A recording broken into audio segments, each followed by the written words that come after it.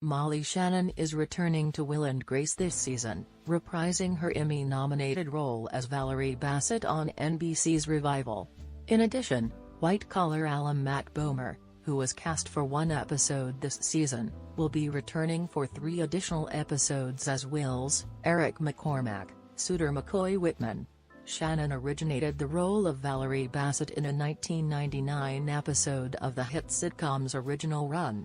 Val was a neighbor of Will, McCormack, and Grace, Debra Messing, who acted as a replacement best friend for Will when Grace was too busy with work and later went on to stalk Jack after seeing his one-man show. Shannon appeared in 5 episodes from 1999 to 2004. She reprised the role in Season 9, The Revival's first, earning an Emmy nomination for her performance. Bomers Whitman is a smooth-talking, self-satisfied TV news anchor who dates Will, McCormack. Will and Grace returned October 4 for its 18-episode second season and already has been renewed for an 18-episode third, 11th overall. Additional guest stars announced so far for this coming season include Alec Baldwin, returning, Chelsea Handler, Minnie Driver and Mary McCormack, returning. What do you think about it?